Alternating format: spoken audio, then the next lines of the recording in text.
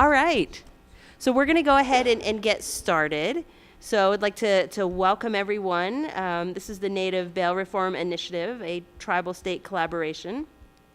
And we're excited to have you here. My name's Carrie Garrow. I'm the Chief Judge of the St. Regis Mohawk Tribal Court. And I'm very excited to have two excellent panelists here with me today who I'm very fortunate to do a lot of work with them. And so to my right, I'll just do brief introductions. Justice Marcy Kahn. She's from the Appellate Division First Department in the state of New York court system. And she's also the chair of the Tribal Courts Committee for New York State Courts. And she also is the convener of our Tribal Federal State Forum. And so been very fortunate to work with her for a long time. And to my far right is Aaron Arnold. He's from the Center for Court Innovation, and I'm hoping I get your job title right because I know. So I have your job title as the Director of Problem Solving Justice. Okay, whew, glad I got that right. All right, so, and he oversees a lot of training and technical assistance for drug courts, and I've also been very fortunate to know Aaron for quite a few years. So what we thought we'd do today is tell you about our Native Bail Reform Initiative, and we're going to do a conversation, so there'll be a lot of back and forth. And so I'm going to start out essentially describing what we're doing right now, and then we'll give you a lot of the nuts and bolts of how we got there, the hard work that Justice Kahn and the prior Chief Judge before me put into. But I thought I'd give you just a snapshot of how this is working on the ground right now. So just to give you a little bit of context in the state of New York, the state has concurrent criminal jurisdiction. A little bit like Public Law 280, we were the experiment along with Kansas, so you can say thank you. So we don't exercise, at this point, the tribe is not exercising criminal jurisdiction. So our law enforcement, they do have state authority, so they arrest tribal members and non-tribal members on the reservation. And all of the arrests, criminal arrests, go into our county court system. Our misdemeanors appear in the town of Bombay. They also do some felony arraignments there as well. We have begun a bail initiative program where essentially we have taken over from the county doing some pretrial services for our tribal members who get charged with misdemeanor offenses in the town of Bombay. And so we have a little flow chart up there on the screen, and I think Aaron's going to just so you can see the whole thing as we talk through it. It eventually will be up on the app now. I couldn't find it right now, but it will be up there. So essentially what happens is when our tribal members get charged with misdemeanors, they'll show up for arraignment, typically in the town of Bombay. Or if they're not, sometimes, a lot of times, they're just cited and released, and so they don't really come into contact. There are no questions about whether they need to be incarcerated. So they're just cited and released. But so what'll happen is that if they do get arrested, they end up at arraignment. A couple different things could happen. They could get released, no supervision, the judge just sends them home. Or possibly if bail is set and they make bail, then they get sent home as well, and it's not really an issue. The other option is they can be released to probation, and that's county probation. So the county still has pretrial services, and if they're in custody, regardless of whether or not we're looking at taking that person into our program, they'll still do their risk assessment. At the arraignment, the judge could decide that bail's not necessary and just release, if he's a tribal member, directly to our pretrial program, and just tell the individual, okay, you need to contact our pretrial services officer, and they sign the contract. Or if bail is set, then our pretrial services officer will come in and do screening. And what happens is if bail is set, then they'll do a risk assessment. So in the state of New York, we're one of the few states that for arraignments, they're just looking at whether or not they're going to show up in court. And so we use a risk assessment that looks at their criminal history, what they're charged with, whether or not they have any other failures to appear. and a score is given. And then our pretrial services officer gives that to the judge, to the defense attorney, to the prosecutor, and the judge makes a determination. And either determines whether or not to release that person out on supervision to us, to our pretrial person who actually works in our court system. If the person has been released just under supervision already, there hasn't bail been issued and released to tribal supervision, then our pretrial services officer does a needs assessment, which will also happen after the person has been released on bail to us. And the needs assessment is to assess what type of services this person might need. We're trying to get at the core of the problem. Why is this person showing up in court? And so do they need substance abuse, treatment, vocational, mental health? Is there a risk for domestic violence? And so that will be conducted either if they've been released to supervision, that's will be done right away at the first meeting, or after they've been after the court hearing, essentially a bail hearing, and that person is released, our officer will meet with them again and do the next assessment. So, so after the court hearing, if the person's been held on bail and the judge, the town of Bombay judge decides to change the person's status and release them out under supervision, then they're assigned to our program. And so essentially now that they report to us and they're being supervised by us rather than by the county. And the phenomenal thing about that is, although we actually have a pretty good relationship with the county probation, is that they have a huge caseload. Our caseload is quite small, and our pretrial services officer is always there on the territory, and is able to, they do phone check-in several times a week, but they also come in and check in. She can check on the home. She does drug tests. She can follow up with the person. She also is very well connected in the community, and knows pretty much if the person is getting into mischief, and is able to follow up. So also the phenomenal thing about this and what we've learned from other trainings is that our pretrial services officer will also make sure that person goes to court, right? Offer a ride, is there in court just to follow up, to make sure to report to the judge. And so if for whatever reason a person is not checking in with us, not doing what they're required to do, then that is reported to the judge immediately, and the judge can decide whether or not to revoke the person's bail, issue a warrant, and but also we can report that the person is doing well, they're doing what they're supposed to be doing. We have a participant who is pending sentencing right now, and she's gotten into treatment, I think, due to a lot of the encouragement from our pretrial services officer, which I think will help her down the road at sentencing. And so that's essentially the basic nuts and bolts, and I'm sure we'll talk a little more about it, and if you have questions about it. But it's an exciting initiative for us to supervise our own people due to an agreement with the state court system. And so I think now we'll kind of, you're probably tired of listening to me, so now we'll talk a little bit about kind of why we got to this process.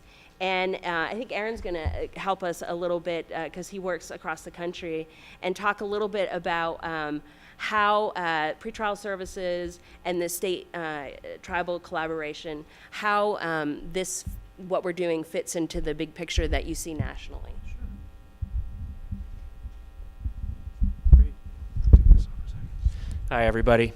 I see some familiar faces in the audience. Good to see you guys. I'm Aaron Arnold. I'm the Director of Problem Solving Justice Technical Assistance at the Center for Court Innovation. We are a nonprofit organization from New York City.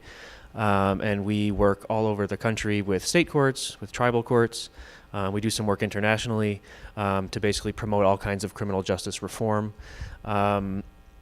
We got involved working with tribal courts about 10 years ago.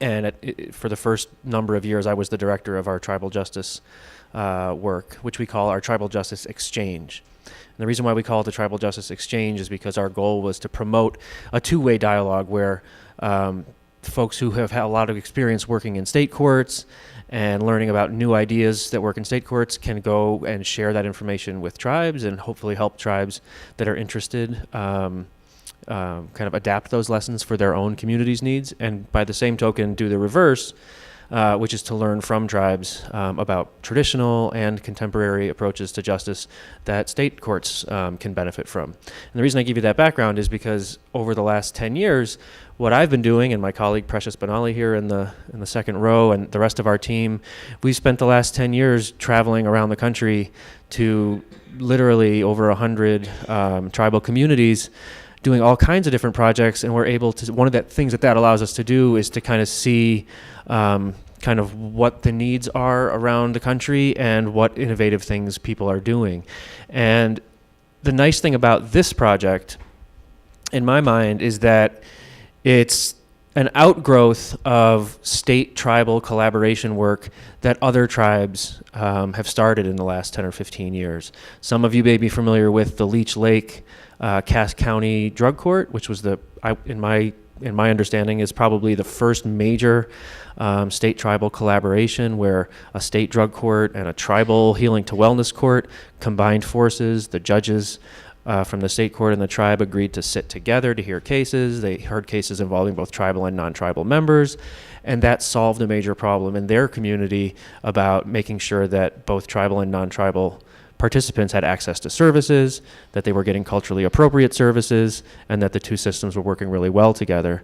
That has since spawned all kinds of replication projects around the country, including state tribal drug court collaborations in California, in Alaska, and others. We have seen models like the community court model that was started in state courts take root in tribal courts.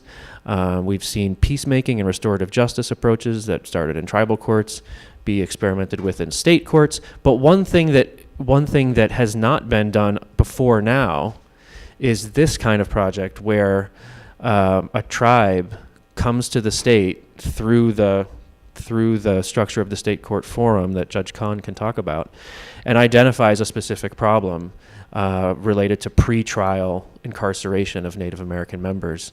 And we were thrilled to be able to take some of the lessons from state tribal collaborations that I mentioned, the Leech Lake and the others, and adapt those lessons and approaches to solve this new problem, which was the statewide, the pretrial incarceration of Native members, and to create a more problem-solving, collaborative approach to that particular problem. I could say a lot more, but I'll pass it over to Judge Kahn, I think, to talk about the forum's role. I'll wait for the question from Judge Garrow. Well, I was just going to, we will come back to Aaron to talk a little bit more about the tools that we're using. So Judge Kahn, can you just tell us a little bit about how the history of this is and how this was brought to the forum, as this actually started before I became Chief Judge with the former Chief Judge. So Judge Kahn and Aaron have been there since the beginning. Okay, thank you. I've been, just to give you a little background of why I'm sitting here, I was asked in 2002 by the Chief Judge of the State of New York, Judith Kaye, who was about to become the presiding member of the Conference of Chief Justices, which are the top judges in all 50 states. They have an association, not that different from NAICJA, but it's of those particular judges, to see what we could do in New York to try to form a tribal state courts forum. And as you may know from your own state, this is an effort that has been out there since the mid-1980s that the Conference of Chief Justices launched because they were seeing problems with contradictory decisions in federal courts and tribal courts, in state courts and tribal courts, and there had to be more attention paid to jurisdiction of tribal courts and honoring tribal court orders and judgments. And so they thought the best way to do that was to bring groups together. And they did that. We were certainly not among the first. We didn't get started until 2003.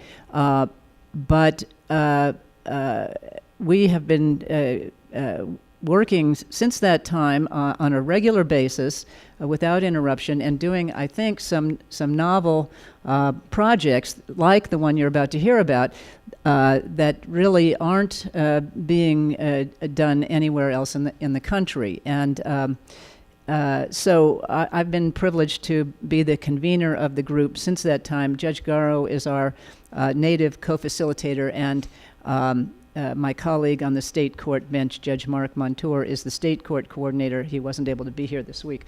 But we meet twice a year in Syracuse. We've had participation from all 9 of the tribal nations that are recognized by the state of New York.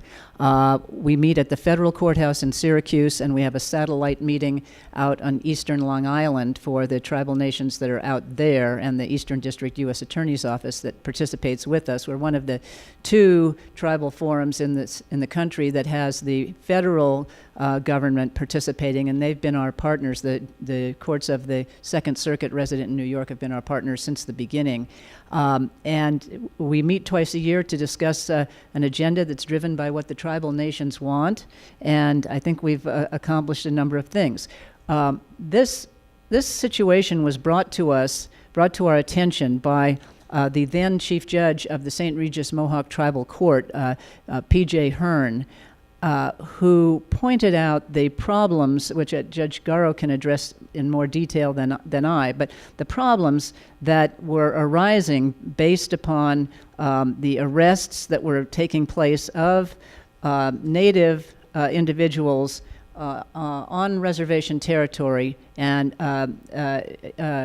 antecedent to prosecutions in state court, in the town court, and the problem that they had making bail. In New York, bail is as you can see in greater detail from the Law Review article that Judge Garrow and her fellow, Mr. Carroll, put, and then Chief Judge Hearn put together. It's in your materials. In New York, bail is set to ensure the return of someone to court. Our state statute doesn't allow us to set bail as preventive detention or to prevent people from committing future crimes. This is a difficult situation. I can tell you, as a trial judge for nearly 30 years, that was a challenging assignment, but that's what our law provides. And although our statute provides for 9 forms of bail, our case law provides that a judge has to set 2 forms of bail. Typically, what is set is a cash bail with an insurance company secured bail bond alternative. That's what most judges do, even though they have other options.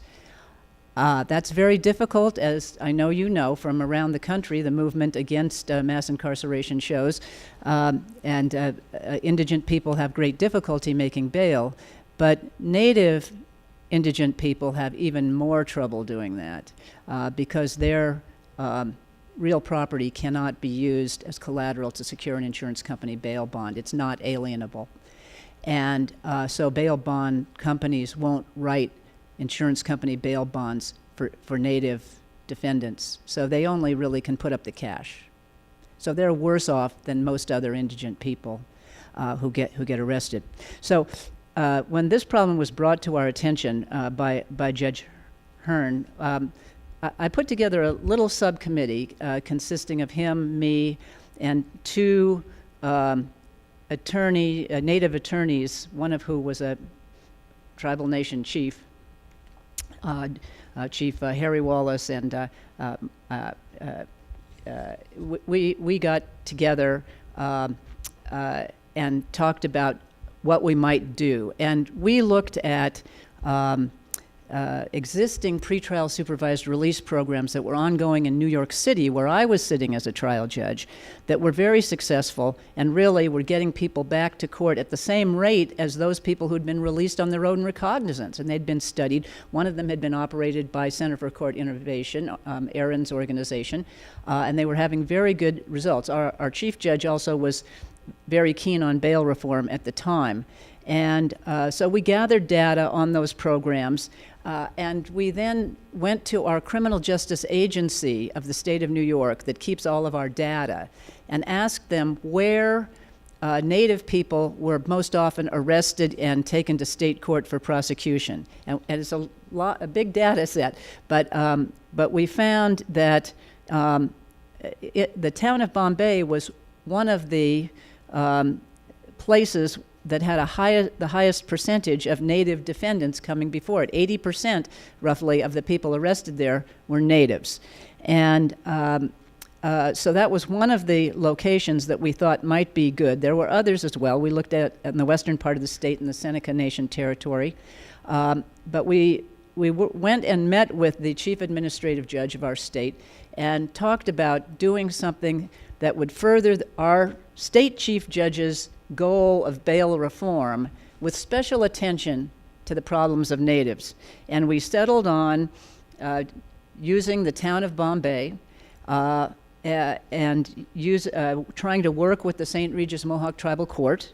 And we selected a judge from each of the courts, then Judge Hearn to be succeeded by Judge Garrow, and Judge Robert Main, who wanted to be here with you today but unfortunately could not, who was a county court judge who oversees cases that come out of the town courts. The lower level crimes go first to the town court and stay there. The higher level crimes start in the town court and then go to the county court where Judge Main says. And the two of them have been chairing the program since that time. We had a series of meetings, and I think I probably overstepped the question, but okay. But we talked about what we could do, and Judge Main brought together a whole variety of stakeholders. They were the town judges. They came. Of course, the people from the tribe. Who do I mean by the people from the tribe? The tribal court chief judge came.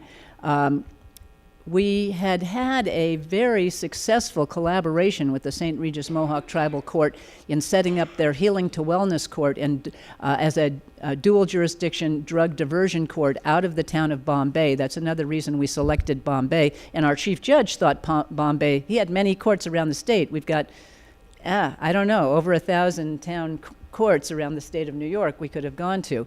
But they had a track record of working well with the two town judges and with the tribal court to divert the misdemeanor drug defendants out of that court to the Healing to Wellness Court to monitor their treatment on the reservation with state licensed people who would be culturally sensitive in providing treatment and following up with them and knowing how to find them. And knowing how to find them was a big thing too. That's an extra wrinkle we have on our project here because the St. Regis tribe spans the New York and Canadian border.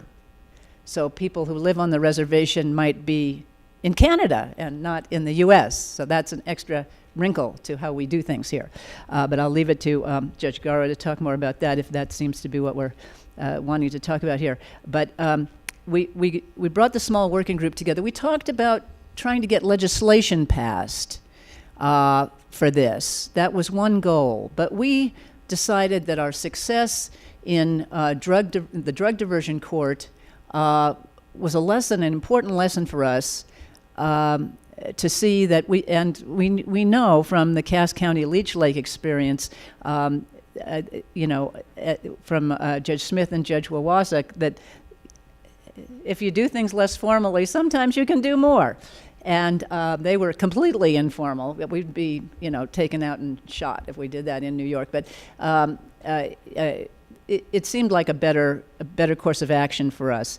And indeed, our chief judge, who was, as I say, a bail reform advocate, was getting nowhere with the state legislature. So we did that, and we met with the directors at the Center for Court Innovation and the other agency that ran these pretrial services, supervised release programs in New York City. I met with the heads of those programs to ask how they worked. What were the problem areas that cropped up? What should we be looking for? They both said that they would. This is before we brought Aaron and his colleagues into our program. They said that they were happy to work with us. And so we gathered the information on where we wanted the program. We got the state courts to agree to it. We got learning from the existing programs that were different but were good teaching examples for us of how such a program can work. And then we turned to the Tribal Justice Exchange, and our friend Aaron, who'd been part of the forum for a long time, and we brought folks together to these meetings. As I say, the stakeholders groups included the people from the Healing to Wellness Court, the police chief of the tribe, the court administrators from the tribe, the administrative judges in the area, the people from our Office of Court Administration who oversaw the town judges, who are not lawyers in most instances in New York, and they're not, in this instance, lawyers.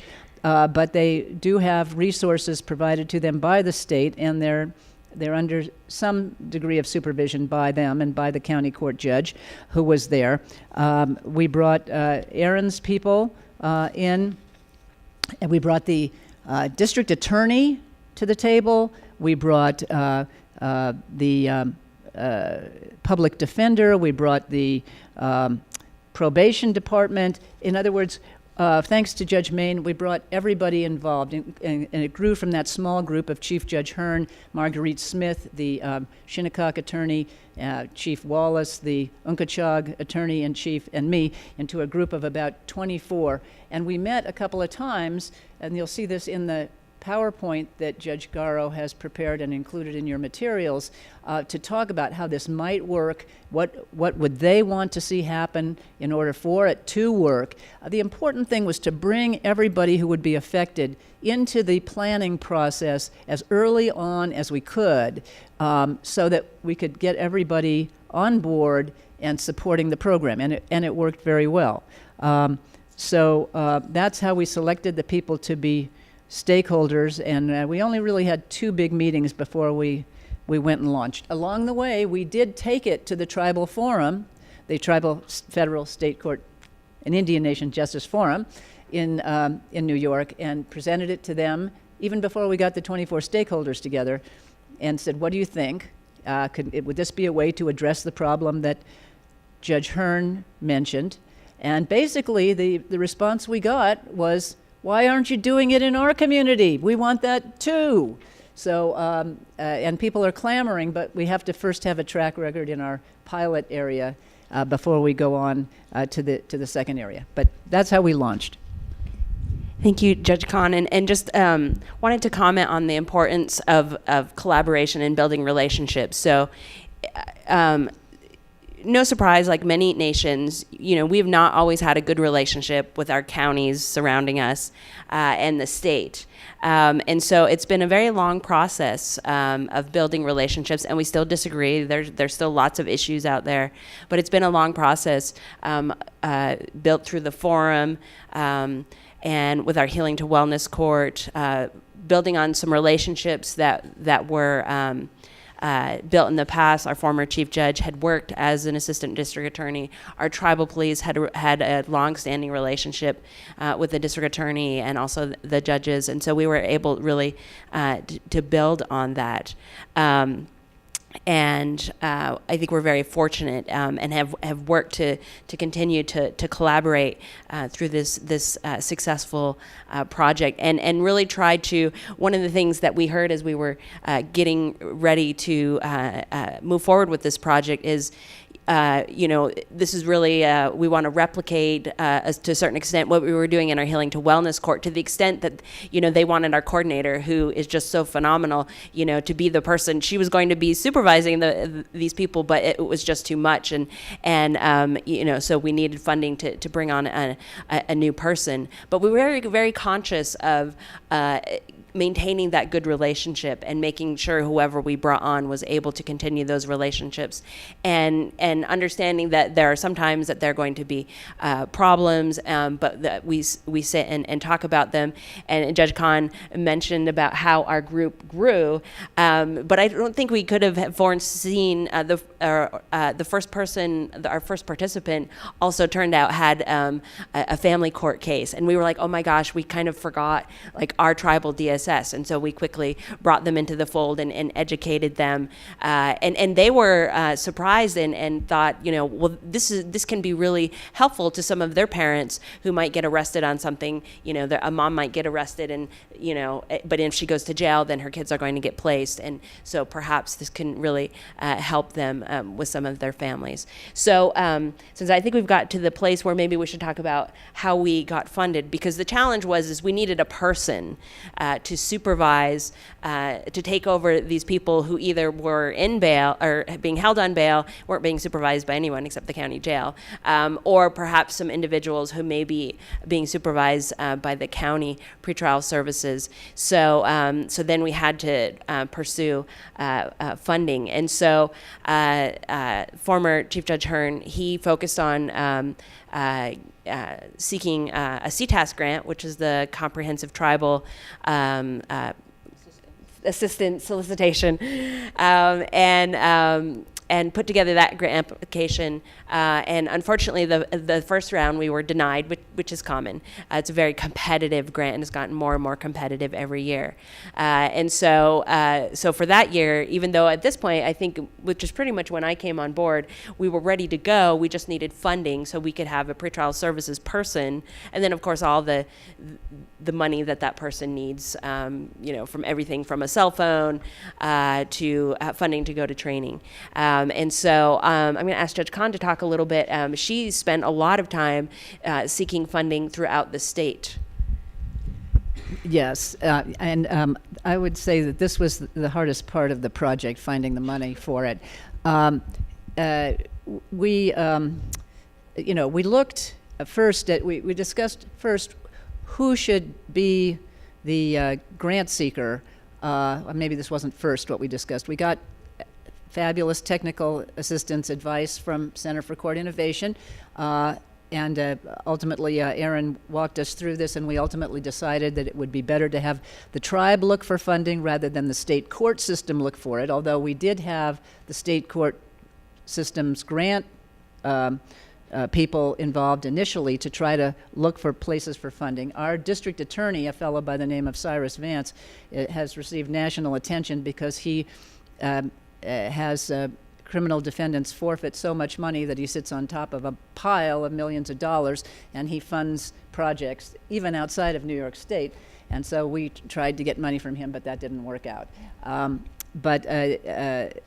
when we lost the first CTAS grant, I should say that the forum had already set up its plan for its second ever listening conference that brought together representatives of the federal, state, and tribal court and justice systems to and state executive branch agencies and tribal child welfare people to try to help identify problems and create novel solutions. And that was in September of 2016, while we were waiting to hear if the grant came through that we ultimately had the tribe apply for through the Bureau of Justice Assistance CTAS program, as Judge Garrow said.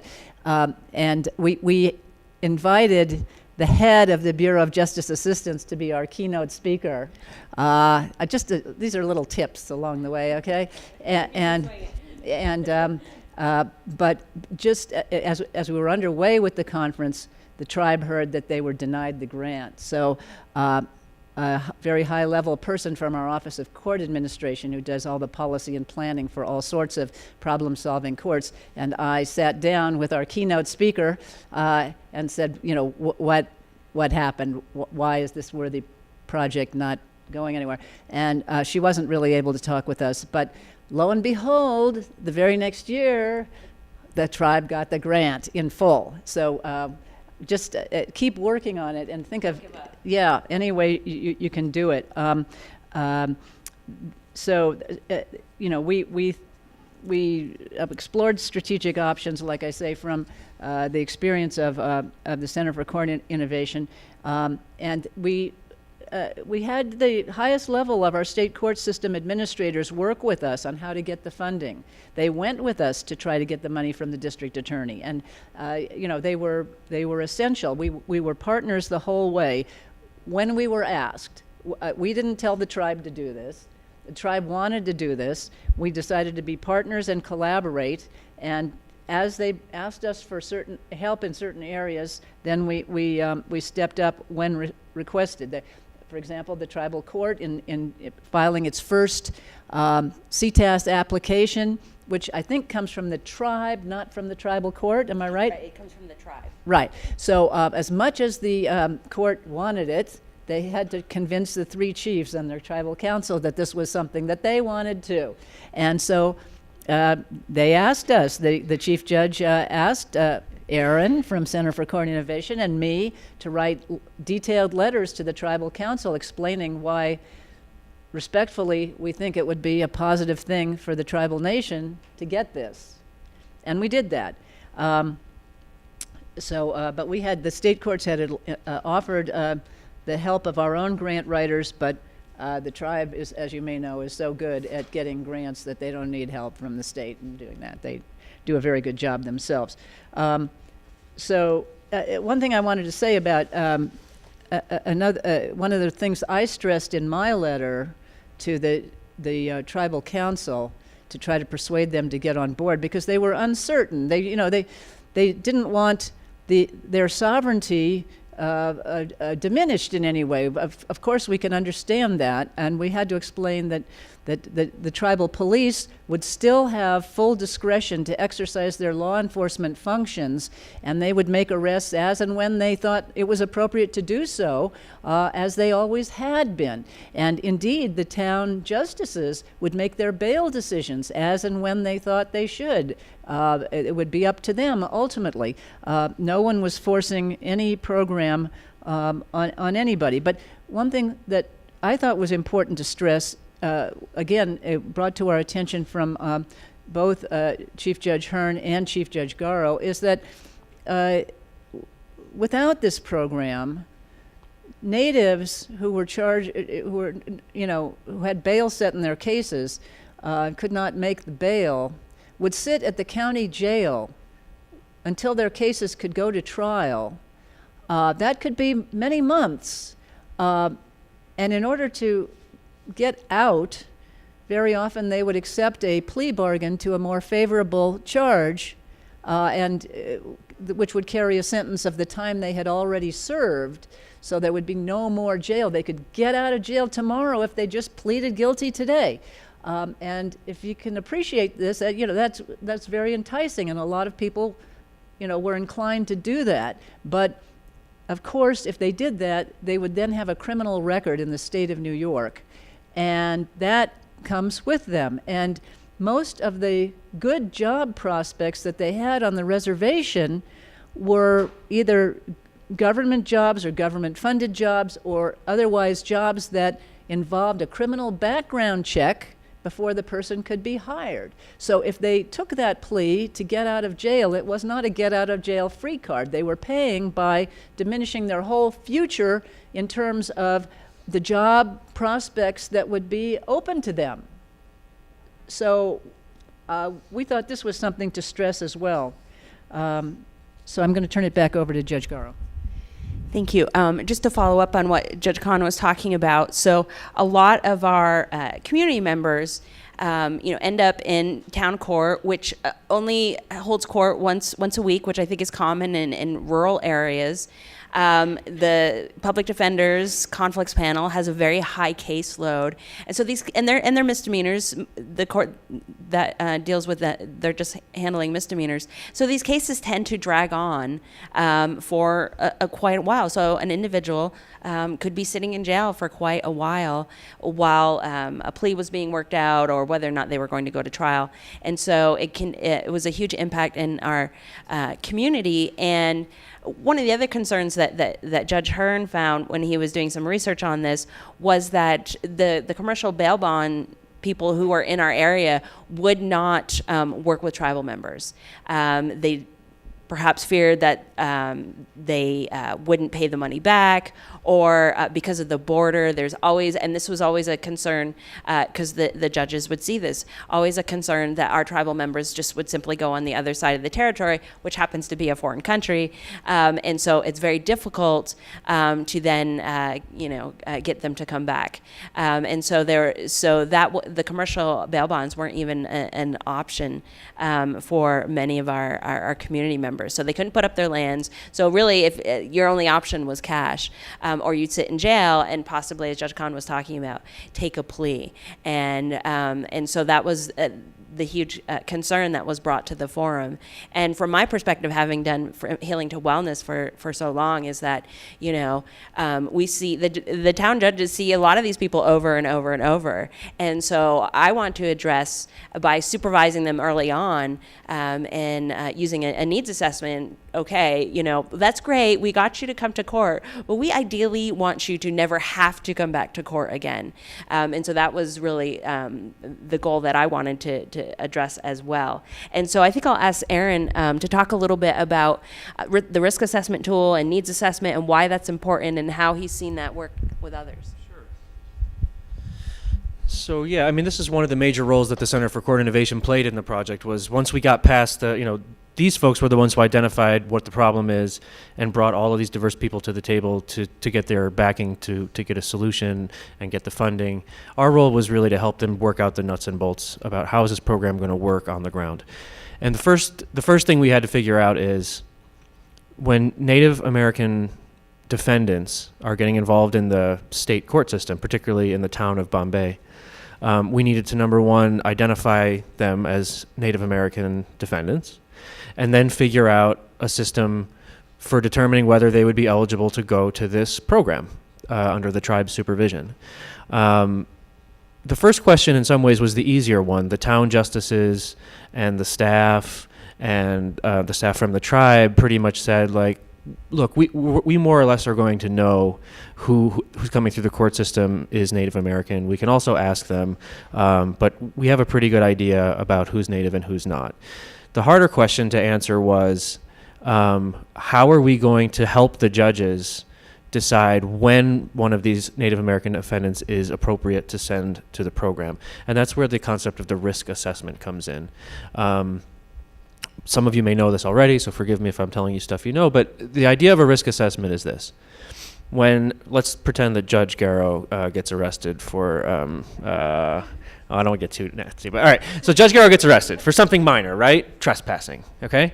And she comes before Judge Kahn, and Judge Kahn has never met her before. And Judge Kahn has to make a decision. Is Judge Garrow a risk to not come back to court? Can I take her word that she's going to come back? Does she live around here? Does she have connections to the community? She doesn't know any of this. And so she needs a tool to be able to figure out answers to those questions. And what probation departments and pretrial supervision departments and courts and others have started to use over the years is something called a risk assessment tool. As Judge Kahn was saying, in New York, our statute is very clear. Judges are not supposed to detain people pre-trial because they pose a risk of committing a future crime. They're only supposed to detain people if they pose a risk of not returning to court. So we had to be very careful to select a risk assessment tool that focused on that question. Is the person a risk that they're not going to come back to court? So the staff from the Center for Court Innovation kind of scanned the country to see what tools were available, and we wanted to pick a tool that was free and publicly available, not a tool that they had to pay for, that was developed by a private company. And we found one, and I think there's some acronyms up there on the chart that we didn't do a particularly good job explaining, but it's actually up at the screening part, which I can't see right now. Sorry, Judge Garrow. So Judge Garrow is kindly going to scroll back up, and you'll see a couple of acronyms up there. The tool that we found to use as the initial screening tool is something that we call the VPRE, and please don't ask me what it stands for because I have no idea. I did at one point, but I don't remember. It's a Virginia-based tool, and it has been subject to some validation, meaning it's been shown to be a reliable indicator. that a person is a high, medium, or low risk of failing to appear. And it's a publicly available tool that doesn't cost anything, and it's very transparent about how the risk level is calculated and all of that. So it seemed like a very good fit for this project. And so we selected the vPray among another of a bunch of competing screening tools to use for this project. It's very, very short. There's a copy of it included in your materials. It's designed to be a very quick and easy way for the judge or the coordinator to ask just a handful of short questions, many of which can be answered based on the person's paper record. So their previous failures to appear and things like that. And using that tool, the judge can very quickly get a sense of whether this person is a high or low risk of failing to appear, and use that information to determine whether they're going to set bail, whether they'll release them to the supervision of the probation department, the county probation department, or to the supervision of the tribe. Judge Garrow, do you want to say anything about how that's being used in the... Yeah, I'm going to talk about that next. I just wonder if, can you remind me who specifically is administering the vPray? Is it so it's the tribe's pretrial services staff is actually administering the vPray with folks in the jail prior to their appearance for arraignment. And that's one of the keys to this program. I should have probably stressed earlier, is with all problem-solving approaches to justice, particularly ones where people may have substance abuse problems or other kinds of underlying problems that need to be addressed, speed is of the essence. There's lots of research that shows that connecting people to supervision and services quickly increases their likelihood of success, and long delays have the opposite effect. So one of the goals here was to make this all happen quickly. We didn't want to wait weeks or even days to get people out of jail and into the supervision of the tribe. We wanted it to happen very quickly, so that's why Donna from the tribe screens people in jail pre-arraignment. So that means, that's within 24 hours of their arrest that they're getting their screening. So very, very quickly. Once a person has been released to the tribe, either at that first hearing or later on at the court hearing to finalize release status, Donna will then go to the next step and administer a second screening tool. That screening tool, which is called the Criminal Court Assessment Tool, or CCAT, is a longer screening. It was developed by us, by the Center for Court Innovation, under a federal grant a few years ago. And its purpose is broader. It's not really concerned with a person's failure to appear. It's really concerned with a person's likelihood to reoffend. The nerdy research term for that is criminogenic risk. So it screens them for their criminogenic risk, their likelihood to reoffend, as well as their criminogenic needs, meaning issues that they're having that contribute to their likelihood to reoffend. And those typically include things like substance abuse, antisocial peer groups, so hanging out with other people who commit crimes, antisocial attitudes, so sort of lack of trust, respect, faith in the law and law enforcement, lack of stable housing, family connections, lack of employment, things like that. So Donna will sit down, and that screening, like I said, is longer. It might take more like 20 minutes or a half an hour. And they answer a whole bunch of questions about the person's past, their criminal justice involvement, their substance use, their housing situation, their employment, and other kinds of parameters. And what the tool spits out at the end are a couple of things. Number one, it indicates a risk score. And in this case, again, the risk refers to their risk of reoffending. And it's, I think the way we calculated it for the CCAT was like is it very high, medium, and low? We did 4 categories, right? Sometimes it's done in 3, just high, medium, low. But for this project, we subdivided it further. So it's like very high, medium, and low. And the reason why that's important is because that allows the court and Donna and the chief judge to tailor the person's supervision plan based on their risk level. So if a person's very low risk of reoffending, you don't necessarily have to use your scarce judicial resources to bring them to court every day and do GPS monitoring and other things that cost money and time. you can have a little bit of a lighter touch with them. Whereas if somebody is at the very, very high risk level, that might mean either on the extreme end, maybe the tribe decides, well, we don't actually feel like we're in a good position to supervise this person at all, and maybe we return them to court, or at the very least, we have a much more intensive supervision plan where they're reporting to the judge or the tribal court staff on a very frequent basis. They're having randomized drug testing. They might have a GPS monitor and other kinds of approaches to make sure that they're complying.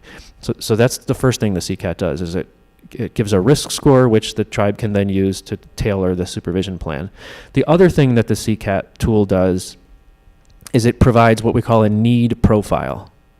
So to use Judge Garrow as our arrestee, we found out that she was trespassing because she's having an ongoing dispute with her estranged spouse, and they have a history of like violent interactions, and there may even be some history of drug use in the relationship and so on. The tribe needs to know all of these specific things so that they can make sure to provide services that are calculated to help Judge Garrow not reoffend. So that could be things like anger management. It could be things like strategies for dealing with the problems in the relationship. It could be drug treatment. It could be any number of things, but they're specifically tailored for Judge Garrow. They're not just a cookie cutter approach where every person in the program gets the same services. So by providing that clinical, that clinical need profile, the CCAT again allows the tribe to customize the approach that it's going to use with each defendant. Does that pretty much cover it? So we want to make sure that we leave some time for questions, but I think as we wrap up, I'll give you a quick summary before we wrap up of how we're doing so far. But I wanted to ask the panelists to talk a little bit about what do you think the most difficult thing was in getting this project off the ground, and also perhaps maybe talk a little bit about how you addressed any concerns, or how we address any concerns that team members have. Do you want to start, Judge Conn? Okay. Well, as I said, I think getting the money was the hardest part, although I guess in retrospect it seems like it was simple, but since we have it. But we just didn't know where we could look. The state court system didn't have funds for this. The tribe didn't have funds for this. The tribal court didn't have funds for this. The county didn't have funds for this. And everybody was wary about the program to begin with. We had to sell everybody. All of those entities I just mentioned had to be sold on the program, except for maybe the tribal court. But they had their own considerations that came into play. So that was difficult. But we consulted with one another and with the Tribal Justice Exchange at CCI, and really, we looked at private foundations, we looked at other government funding, we looked at state funding, as I say, we looked at the district attorney. We kept looking, and we worked together, and I think that's how we found the solution. And in fact, the state court had a backstop plan too that wouldn't have worked as well, but if the federal government hadn't come through, that they were going to try to make it work, which would have been very complicated through state budgeting, which would have not been a good situation in the first place, because the tribal nation is not that enthusiastic about having the state pay for anything. So we've learned anyway.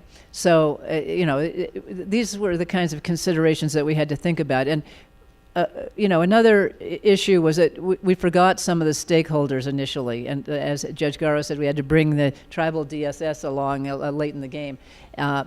Unfortunately, we didn't bring the tribal police in right from the get-go. And so that was, they had some grave concerns that they did not hesitate to voice, not just in the territory, but to the listening conference and everything else. So we needed to spend some time with them. And I went to the reservation, as did our co-chair of the project, Judge Main, the county court judge, and Judge Garrow, and we met with the chief of police, and we heard his concerns, and we talked through it. And to me, making sure the channels of communication work well is really the key to the whole thing, and that everybody gets to have a voice and their perspective is respected. And as we told, for example, the chief of police, who has sent people subsequently to our planning meetings, you know, we want to hear from him all along the way if he thinks it's not working out well and what's not working, and he should bring it to our attention. He can call Judge Garrow, he can call Judge Main, he could call me, although I'm, you know, in New York City, what do I know? But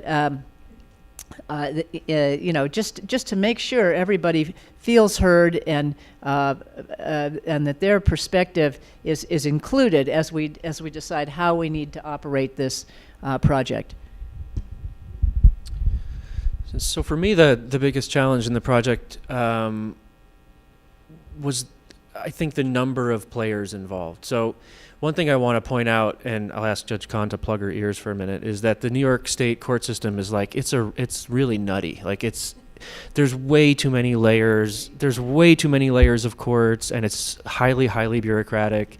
As Judge Kahn joked earlier, if she had tried to do what Judge Wawasek tried to do in Minnesota, you know, it wouldn't have made it past step one. So the point I'm trying to give to you guys is, you shouldn't have any hesitance.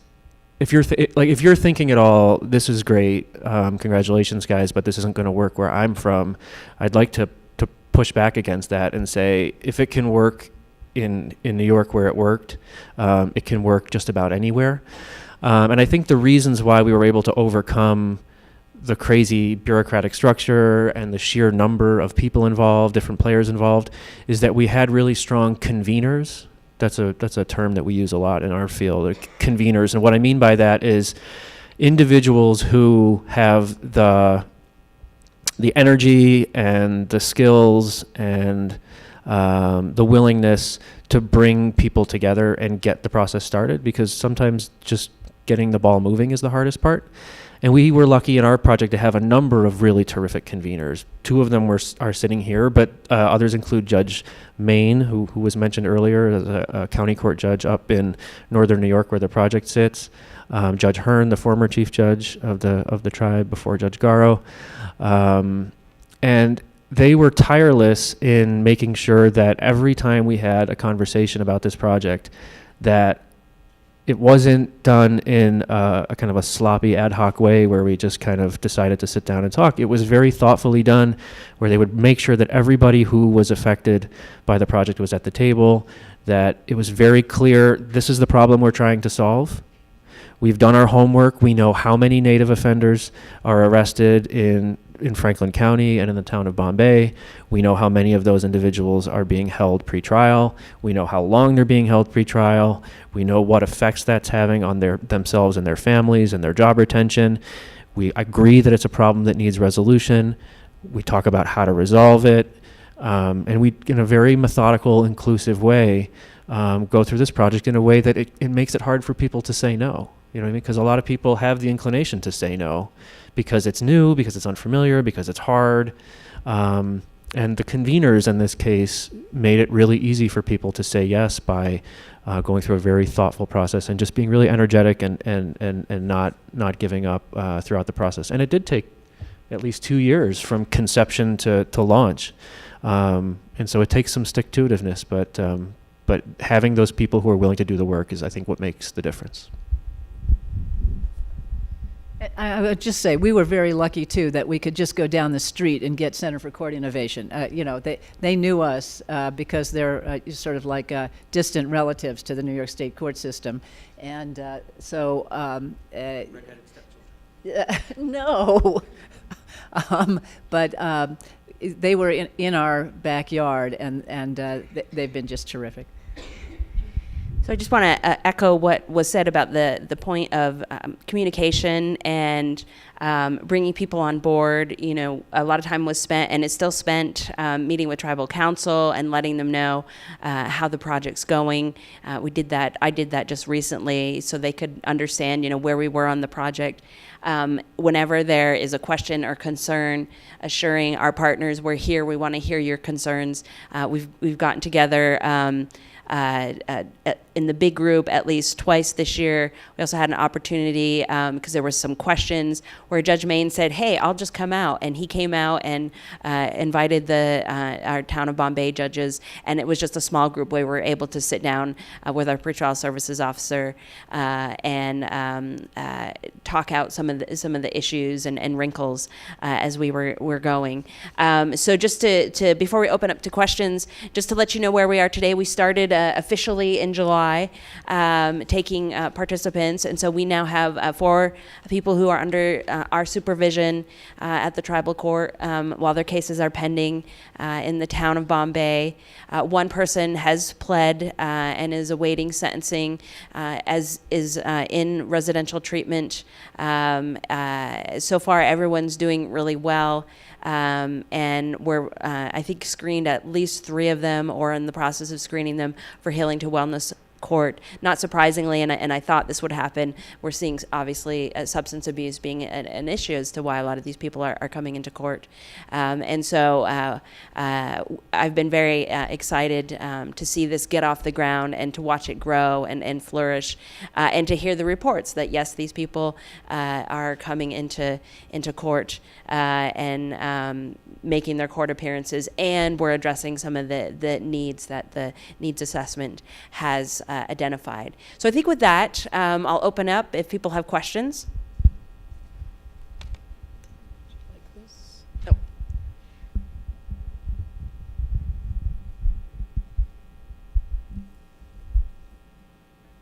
No questions. We won't leave until someone asks a question. Oh, okay. A question in the back. Go ahead. Yeah. So on the risk assessments, was there any thought to norming those to native populations?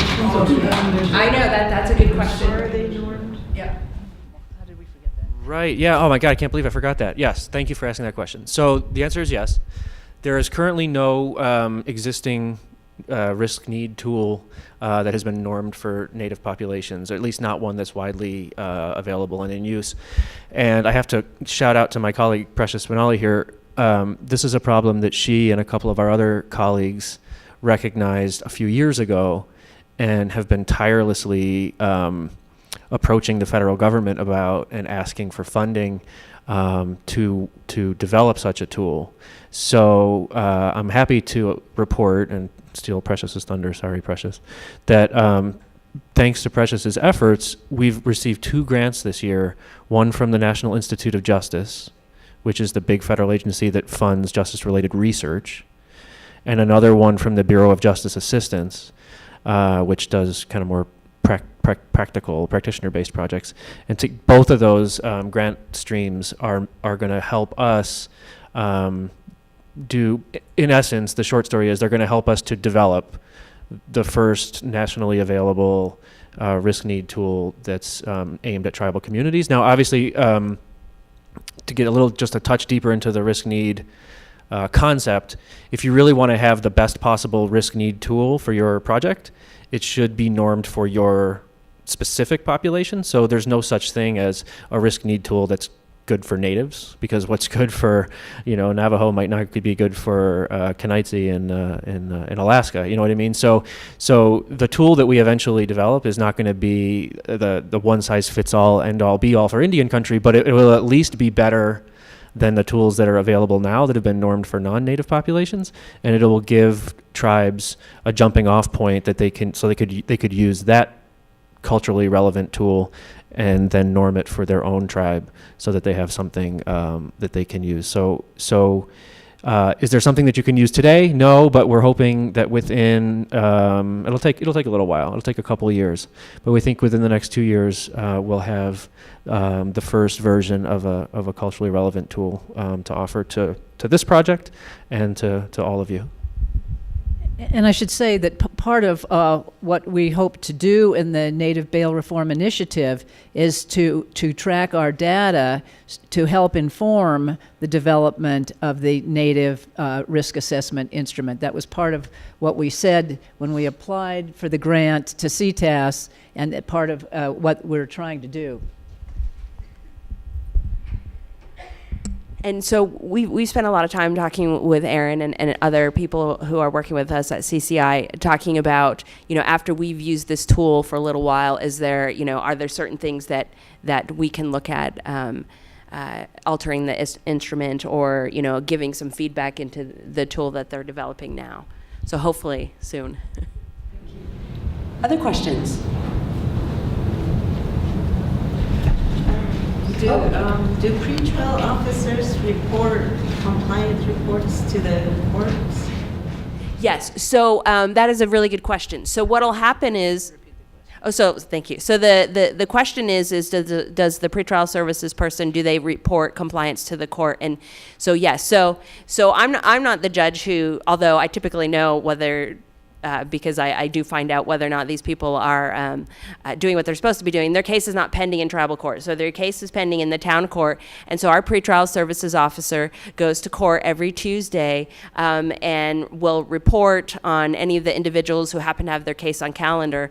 Or if that a person, their case is not on the docket, but our pretrial services officer knows, look, I haven't had any contact with this person for a week or two, she will notify the judges ahead of time and file a written report and let them know. So if the judges feel that they need to issue a warrant. Yes, sir. Is there a specific email address or whatever for criminogenic risk need? I'll give you a business card, and I can direct you to. This goes for any of you. I can give you all business cards, and if you have questions, that's a more complicated question. So if you have a question like that, I can send you. We can talk on the phone, or I can send you more resources. There's not like one resource I can send you to, but I can give you a lot more information on that. Okay, I'll get your card. Yeah, great. Thank you. Yep. Yes. And thank you for your excellent presentations. My question is in regards to the international border crossing through Osasaki. How have you navigated those challenges? So as Judge General noted, so the international border runs through our community, and we started addressing that with our Healing to Wellness Court. So essentially, our Healing to Wellness Court, we have an international team that we work with the band council on the other side, often law enforcement. And so the wonderful thing about people that work in our Healing to Wellness Court and now our pretrial services is that they can go on to the Canadian side of the territory and do home checks. Whereas if the county were supervising, a lot of times they'll say, no, you have to live on, the New York side because they can't go over there and do checks. And so we feel that that adds a benefit. So a lot of times, so our people, we're very lucky. We can go back and forth across the border because obviously we were there before the border. And so it's not really an issue. And so we can go and do home checks, go do drug tests, make sure the person is where they're supposed to be for the address that they gave us. And so that I think that's, and so whenever there's a concern, because that's always been the concern about, well, we don't want to release this person because they've run across on the other side of the border before. But that's what, we always advocate. Yes, we understand that, but we can actually go over there and check. And if we need assistance, we can talk with the tribal police on that side of the territory if we need assistance.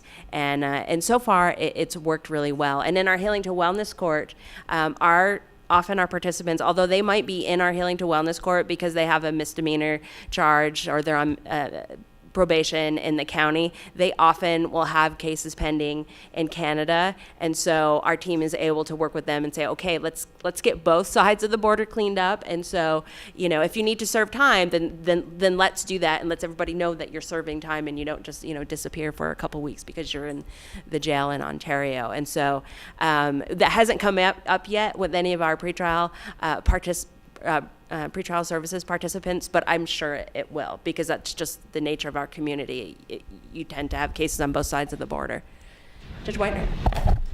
Does your program work at all with bail bondsmen? One of the problems that we have at Tulalip is we can make our bails bondable, but because the statutes that allow them to do certain things off the reservation don't apply on the reservation trust lands, most bail bonds companies won't give a bond to a tribal member, whether in state court or in tribal court, if they reside on the reservation.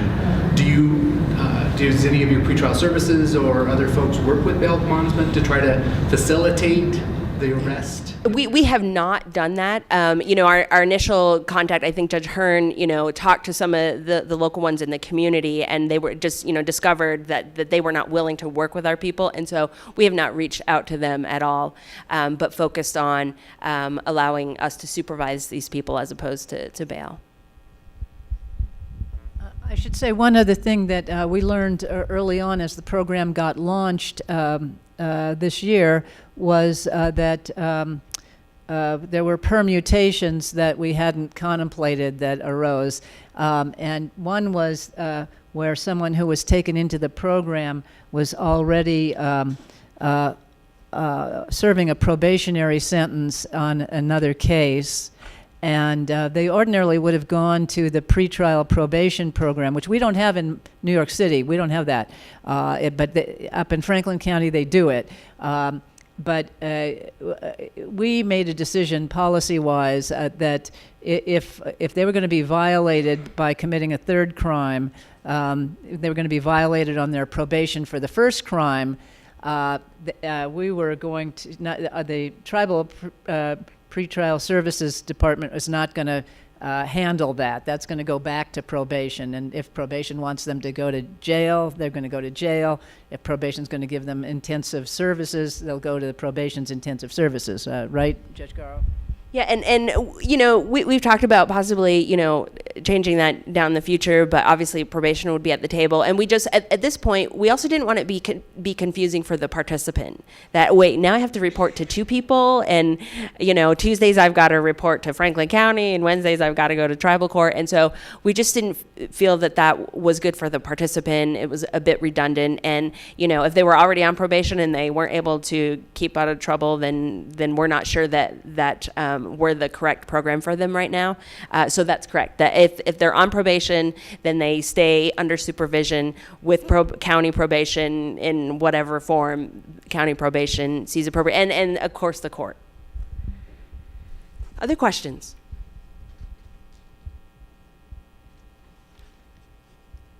All right. Let me say one Oh, more. yeah, Okay, absolutely. sorry.